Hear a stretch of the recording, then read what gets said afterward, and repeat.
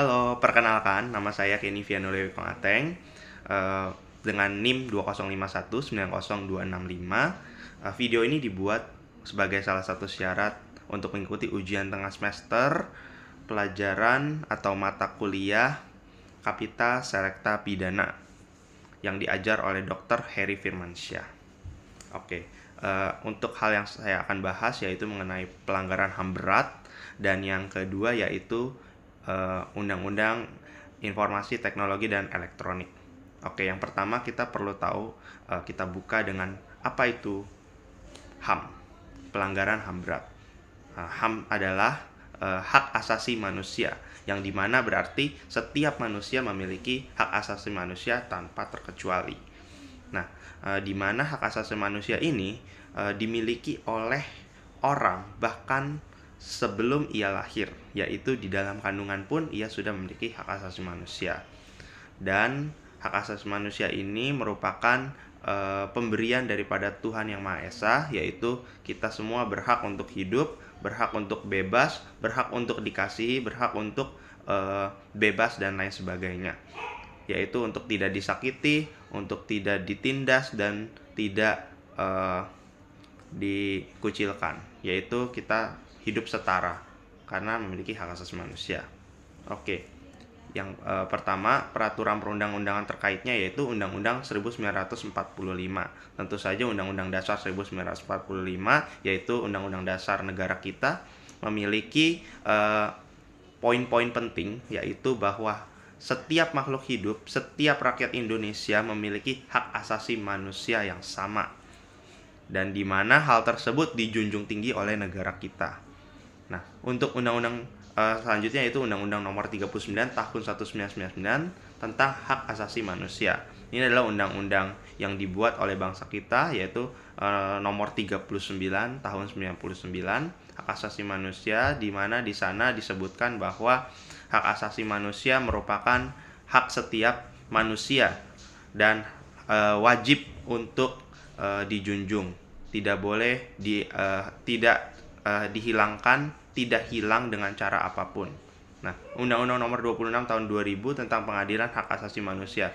Nah, ini adalah pengaturan tentang hak asasi manusia. Jika ada pelanggaran atau ada hak asasi manusia yang diambil atau mengambil, maka pengadilan dan undang-undang inilah yang berperan penting untuk mengambil, untuk berkontribusi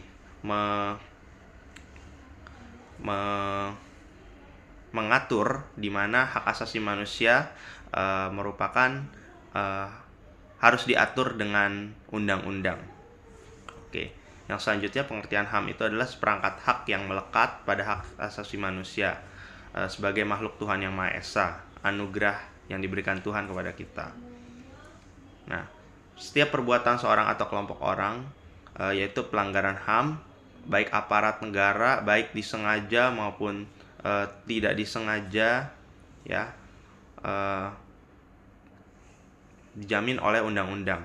Nah, tidak mendapatkan atau dikhawatirkan tidak akan memperoleh penyelesaian hukum yang adil dan benar berdasarkan mekanisme hukum yang berlaku.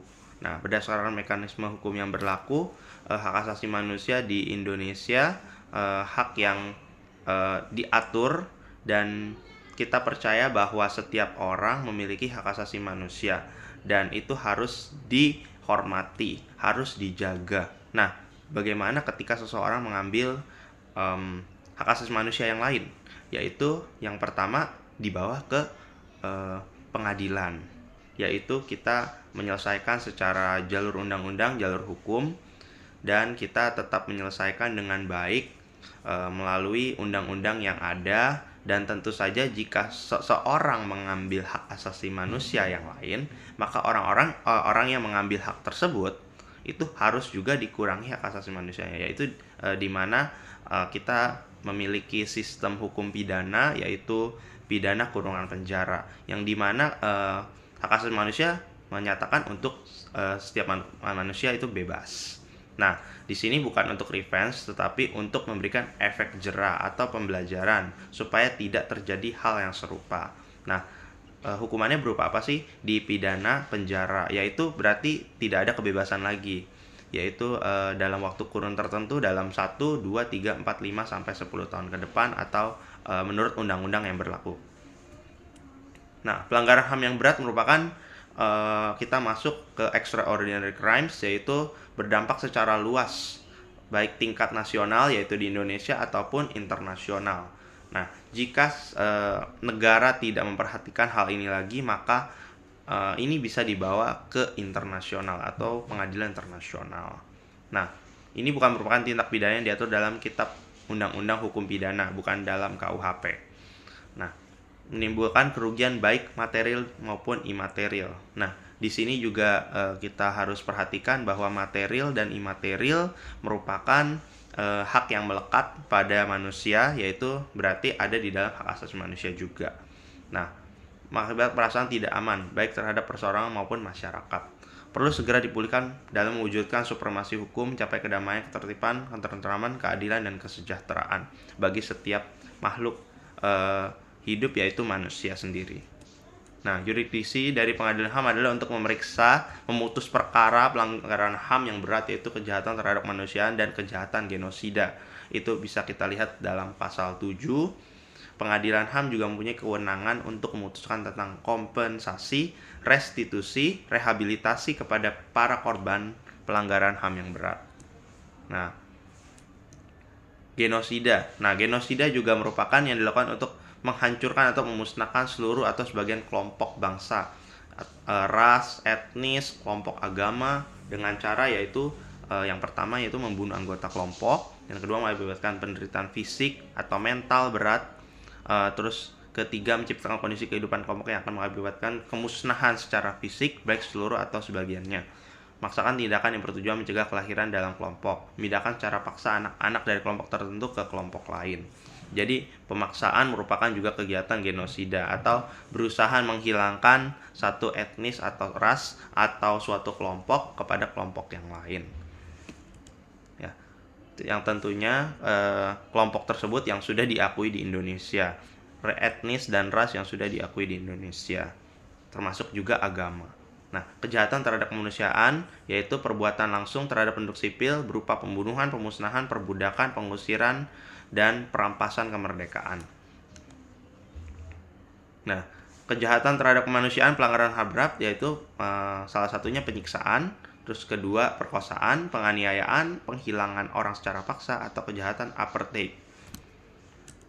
Nah, kejahatan perang juga merupakan kejahatan HAM. Kenapa? Karena setiap perang, walaupun ada perjanjiannya, tetap pada akhir yang sama, yaitu bahwa manusia yang lain akan terkena dampaknya. Yaitu ketika perang terjadi, maka rakyat atau penduduk sipil yang akan merasakan dampaknya. Yang contohnya rumahnya akan hancur, atau bahan pangan pokok akan susah, dan mencari makanan dan lainnya akan susah. Bahkan ada yang meninggal dunia. Nah, Pengadilan HAM Indonesia terbentuk setelah Orde Baru, yaitu 1998, setelah Orde Baru jatuh. Dimulai ketika terjadi indikasi kekerasan setelah jajak pendapat di tim-tim 1999 yang kemudian mendorong keluaran resolusi PBB nomor 1264 tahun 1999 yang mendesak agar peristiwa itu diusut dan perlakunya diadili. Nah, proses terjadi pengadilan HAM yaitu yang pertama penyelidikan, yang kedua penyidikan, yang ketiga penuntutan, keempat persidangan, kelima putusan hakim. Nah, baru pada keputusan final dan mendapatkan hasil yang maksimal.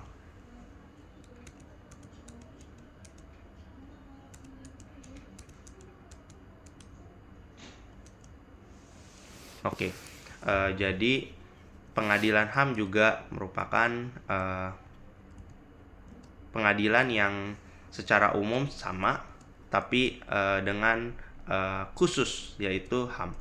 Nah, prosesnya penyelidikan, juga penyidikan, penuntutan, pengadilan HAM. Oke, kita masuk ke Undang-Undang ITE. Pendahuluan bahwa perkembangan dan kemajuan teknologi informasi telah menyebabkan perubahan kegiatan manusia, yaitu kegiatan manusia dalam berbagai bidang secara langsung telah mempengaruhi lahirnya bentuk-bentuk perbuatan hukum yang baru.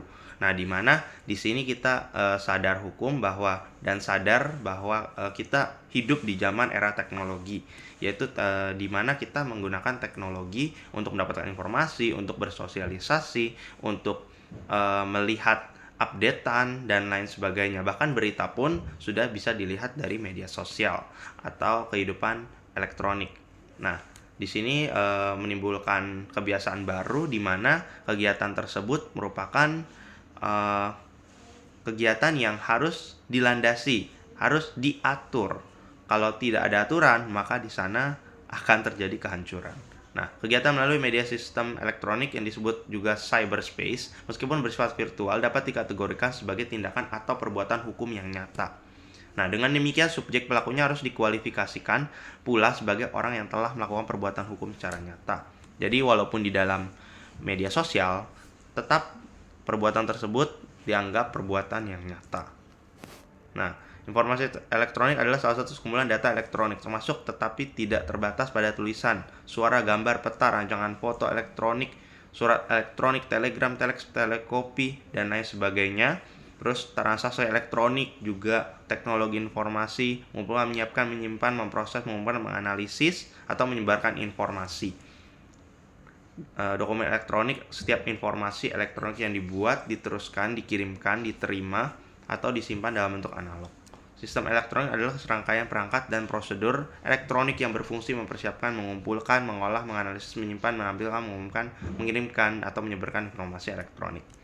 Nah, dasar perubahan Undang-Undang Nomor 11 Tahun 2008 bahwa untuk menjamin pengakuan serta penghormatan atas hak kebebasan orang lain, yaitu ada Undang-Undang Nomor 11 Tahun 2008 tentang informasi dan transaksi elektronik agar terwujud keadilan, ketertiban umum, dan kepastian hukum. Nah, dalam UU ITE memiliki asas nomor 2 atau pasal 2, yaitu asas kepastian hukum. Berarti memanfaatkan teknologi informasi sebagai sesuatu yang mendukung penyelenggaraannya untuk pengakuan hukum, yaitu tetap mendukung hukum Indonesia. Terus ada asas manfaat, yaitu memanfaatkan teknologi sebaik-baiknya untuk hal yang baik. Asas kehati-hatian, yaitu supaya menggunakan media sosial, menggunakan elektronik untuk hal yang baik, untuk hal yang tidak merugikan orang lain, yaitu harus berhati-hati. Asas itikat baik yaitu kita memiliki suatu hal yang baik untuk dibagikan di internet atau mendapatkan yang baik di internet. Gitu. Asas kebebasan memiliki teknologi atau netral teknologi, yaitu kita tidak memilih teknologi di mana apapun itu, tetapi kita memiliki satu kenetralan, yaitu kita bebas untuk memilih teknologi. Bunyi pasal 28 ayat 2 UU ITE adalah sebagai berikut. Setiap orang dengan sengaja tanpa hak menyebarkan informasi untuk menimbulkan rasa kebencian atau permusuhan individu, masyarakat tertentu berdasarkan atas suku, agama, ras, antar golongan. Nah, ancaman pidana bagi orang yang melanggar pasal 27 ayat 3 UU ITE ini diatur dalam pasal 45 ayat 3 Undang-Undang 19 2016 berbunyi, setiap orang dengan sengaja tanpa mendistribusikan hak atau mentransmisikan atau membuat dapat diaksesnya informasi elektronik ini dipidana dengan pidana penjara paling lama 4 tahun dan atau denda paling banyak 750 juta rupiah. Wow, sangat banyak. Ini untuk memberikan efek jera. Pasal pidana terkait pencemaran nama baik, yaitu dari KUHP, yaitu pasal 310 dan pasal 311. Untuk Undang-Undang ITE sendiri itu berbeda, yaitu pada Undang-Undang Nomor 11 Tahun 2008 tentang informasi dan transaksi elektronik pasal 27 ayat 3 dan pasal 45 ayat 3. Nah, untuk SARA sendiri juga diatur pelanggaran mengenai SARA, yaitu KUHP pasal 156, 156A, 157 KUHP. UU Diskriminasi UU Nomor 40 Tahun 2008 tentang penghapusan diskriminasi ras dan etnis pasal 4 dan 16. UU ITE Undang-Undang Nomor 11 Tahun 2008 tentang informasi dan transaksi elektronik pasal 28 ayat 2 dan JO pasal 45. Nah, untuk delik mengenai SARA dalam UU ITE sesuai dengan putusan Mahkamah Konstitusi 52 PU 11 2013, Mahkamah tidak memberikan penjelasan mengenai apakah ketentuan pasal 28 ayat 2 ITE merupakan delik biasa atau delik aduan. Jadi tidak diatur di sana delik biasa atau delik aduan. Nah, alat bukti dalam UU ITE dalam kegiatan e-commerce antara lain dikenal adanya dokumen elektronik yang kedudukannya disetarakan dengan dokumen yang dibuat di atas kertas. Nah, pemanfaatan alat bukti penyidikan penuntutan adalah alat bukti lain berupa khususnya informasi elektronik itu ditetapkan pada Undang-Undang Pasal 31 Ayat 3 Nomor 11 Tahun 2008 tentang informasi dan transaksi elektronik. Nah, untuk penutupnya, pemanfaatan teknologi informasi harus dilakukan secara baik, bijaksana, bertanggung jawab, efektif, dan efisien agar dapat diperoleh manfaat yang sebesar-besarnya bagi masyarakat. Demikian penjelasan bagi saya. Mohon maaf jika ada kekurangan dalam video ini atau informasi yang kurang. Saya siap menerima masukan dan terima kasih untuk Dr. Heri Firmansyah telah mengajar kami mahasiswa hukum dengan baik dan cepat. Terima kasih Pak. Saya tutup video ini. Terima kasih.